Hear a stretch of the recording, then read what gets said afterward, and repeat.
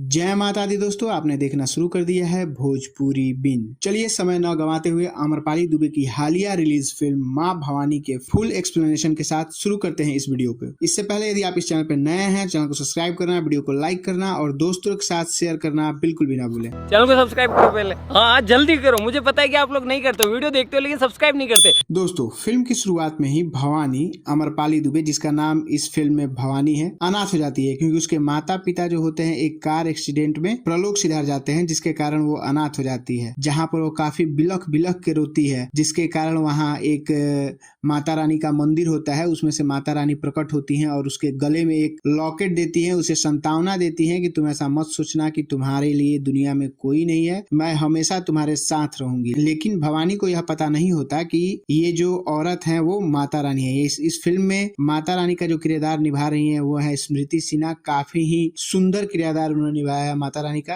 तो चलिए आते हैं स्टोरी लाइन पे। अब भवानी अनाथ होने के कारण अपने मामा के यहाँ आ जाती है और वहीं पे रहने लगती है। लेकिन उसके मामा की भी एक लड़की होती है स्वीटी, और उसकी मामी जो भवानी को बिल्कुल ही पसंद नहीं करती है और यहाँ वो तरह तरह की यातनाएं देती हैं। लेकिन बचपन में ही माता रानी ने जो लॉकेट भवानी को दिया था उसके थ्रू उससे हमेशा जुड़ी रहती हैं और हर एक समय जब भी उनकी आवश्यकता होती है तब वो उसकी रक्षा करने के लिए आ जाती हैं। अब स्वीटी और भवानी समय के साथ बड़े हो जाते हैं, लेकिन स्वीटी का जो ऐशो आराम की सुविधा घर में होती है वैसा भवानी के साथ नहीं होता है। भवानी को एक तरह से कहा जाए घर में नौकरों की तरह उसकी मामी और स्वीटी दोनों के द्वारा ट्रीट किया जाता है, जिससे भवानी काफी दुखी भी होती है। लेकिन अब वो अपनी लाचारी पे क्या करे, फिर भी वो अपने काम वगैरह करके घर में रहा करती है। एक दिन स्वीटी की माँ अपने एक सहेली के साथ स्वीटी की शादी जो है वो तय कर देती है और उसे देखने के लिए उसकी सहेली का लड़का विजय आता है। लेकिन छत पे देखता है कि भवानी जो है कपड़ा पसार रही होती है, कपड़ा जो है सूखने के लिए डाल रही होती है। उस समय वो उसे देखकर वहीं से चला जाता है क्योंकि वो उसी को स्वीटी समझ बैठता है। चूंकि आम्रपाली दुबे तो ऐसे भी खूबसूरत हैं ही, उन्हें देखकर वो पसंद कर लेता है और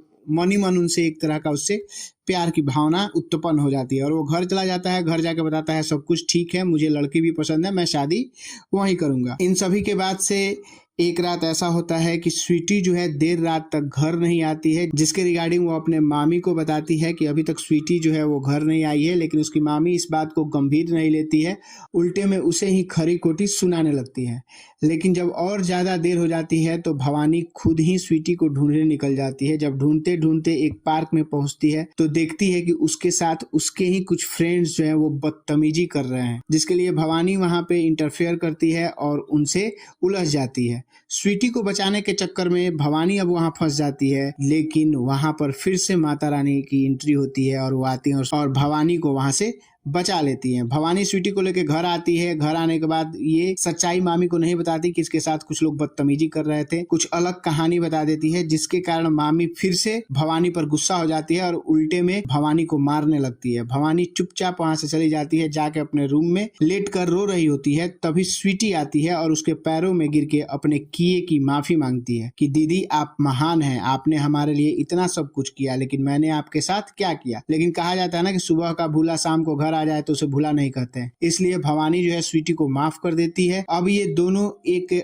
काफी ही अच्छी बहनों की तरह रहने लगती हैं। स्वीटी जो है भवानी को एक बड़ी बहन का सम्मान देती है और अब स्वीटी जो है भवानी को घर में उस हर एक चीज पर अधिकार देती है जिस पर उसका अधिकार होना चाहिए या पहले से स्वीटी का अधिकार है। अब दोनों का समान अधिकार होता है। स्वीटी और भवानी एक साथ काफी अच्छे से जीवन गुजारने लगे। अब समय आता है स्वीटी के एंगेजमेंट का। जब विजय और विजय के फैमिली वाले स्वीटी के एंगेजमेंट के लिए उसके घर पे आते हैं तो स्वीटी जैसे ही उनके सामने जाती है विजय देखकर इनकार कर देता है, बोल देता है कि मैं जिस लड़की को देखने आया था वो लड़की यह नहीं है, मैं इससे शादी नहीं करूंगा। यदि मैं शादी करूंगा भी तो उसी लड़की से करूंगा जिसको मैं देख के आया हूँ। इस पर स्वीटी की माँ को काफी जलन होती है, लेकिन स्वीटी खुशी से फूले नहीं समाती है कि उसकी दीदी को विजय ने पसंद किया है। वो अंदर भागती हुई जाती है और अपने दीदी को बाहर लेकर आती है, जिसे विजय देखकर मान जाता है कि हाँ यह वही लड़की है जिसे मैं देख कर गया था और दोनों की शादी करा दी जाती है। अब ट्विस्ट शुरू होता है विजय के घर में, क्योंकि विजय भी अपने घर में रहता है तो वो अपने चाचा चाची के साथ रहता है और वो भी अनाथ है। उसके पिताजी एक ऐसे वसीयत का निर्माण किए हैं कि विजय की शादी होगी, उससे जो बच्चा होगा सारी संपत्ति उसी की होगी और बाकी जो भी लोग होंगे केयर टेकर की तरह काम करेंगे। यहाँ इसके चाचा चाची भी केयर टेकर की तरह काम करते हैं और उसके विश्वास का गलत फायदा उठाते हैं और लाखों का गबन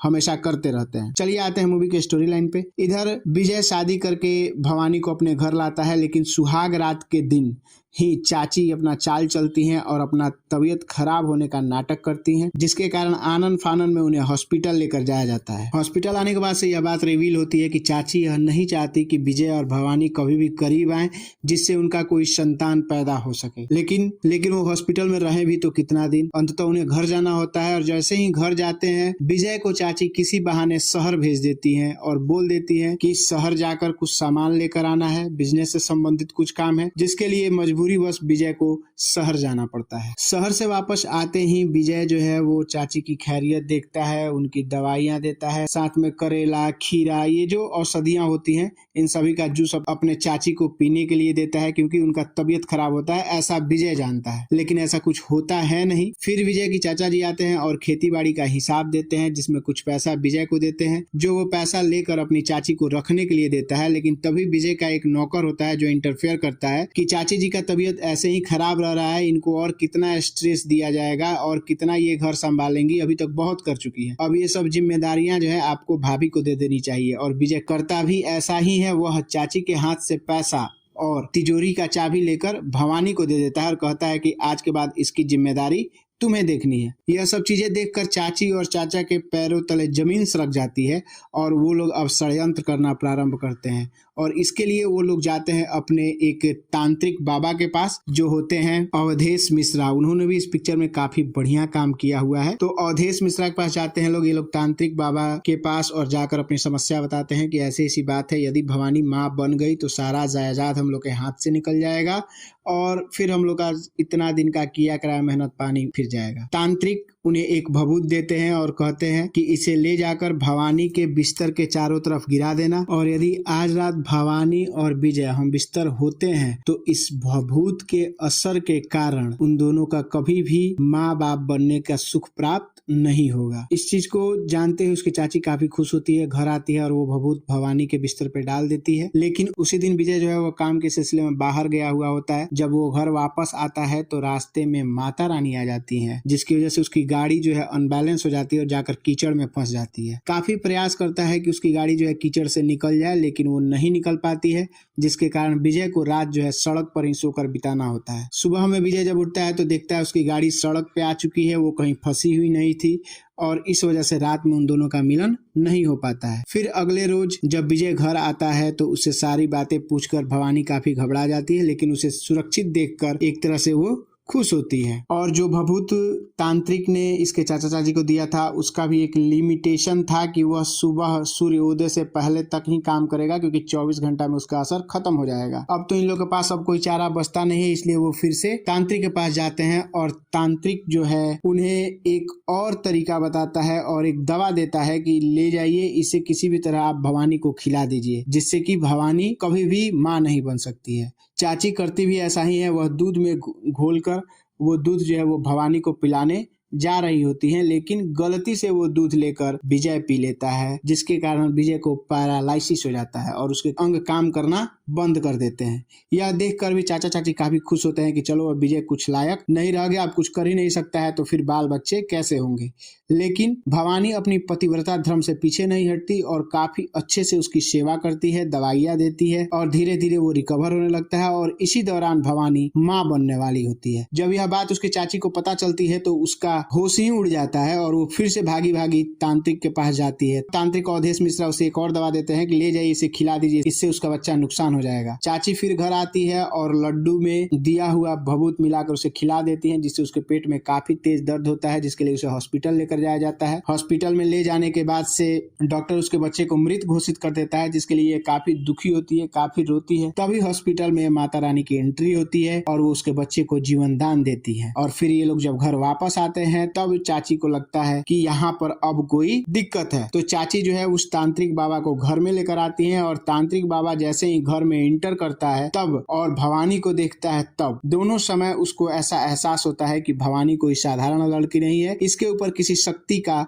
प्रभाव है। तब वो घर से बाहर आता है और बाहर आकर भवानी के चाचा चाची को यह बताता है कि भवानी कोई साधारण लड़की नहीं है, इसके ऊपर किसी शक्ति का प्रभाव है और ये ऐसे शांत नहीं होगी। अंततः ये लोग यह डिसाइड करते हैं कि अब हम लोग भवानी को मार देंगे, जिसके कारण वो कभी माँ बन ही नहीं सकती है। जब रहेगी ही नहीं, न रहेगा बांस न बजेगी बांसुरी। और इस प्रिपरेशन के साथ वो लोग रास्ते में रात के समय अपने गुंडों को भेजकर भवानी को मारने की कोशिश करते हैं, लेकिन संयोगवश यह वही स्थान होता है जहाँ पर इसके मामा मम्मी पापा का एक्सीडेंट हुआ था और वहाँ पर वही मंदिर था। उस मंदिर के प्रकोप से, माता रानी के प्रकोप से भवानी के शरीर में माता रानी का आसन आता है और भवानी उठ के खड़ी हो जाती है और सबको बेहिसाब तोड़ती है। उसके बाद से जब तांत्रिक भवानी के पास आता है तो उसके अंदर माता रानी की झलक देखकर उसे अपने गलती का एहसास होता है और उनसे क्षमा मांगते हुए अपना ही त्रिशूल अपने गर्दन में डाल लेता है, जिससे उसकी वहीं पे मृत्यु हो जाती है। इधर इसके चाचा चाची को पैरालाइसिस मार देता है और अब ये लोग किसी काम के नहीं रहते हैं और भवानी के जो पति होते हैं विजय ठीक हो जाते हैं और ये लोग खुशी खुशी अपना जीवन व्यतीत करते हैं माता रानी की कृपा से। तो एक बार बोलिए सभी माता रानी की जय। जय माता दी। चलिए मिलते हैं लोग फिर किसी नए वीडियो में। और यदि आपको ये एक्सप्लेनेशन अच्छा लगा हो तो वीडियो को लाइक करना, कमेंट करना, शेयर करना और मोस्ट इम्पोर्टेंट चैनल को सब्सक्राइब करना। चैनल को सब्सक्राइब करो पहले। हाँ जल्दी करो, मुझे पता है कि आप लोग नहीं करते, वीडियो देखते हो लेकिन सब्सक्राइब नहीं करते। बिल्कुल भी ना भूलें। धन्यवाद।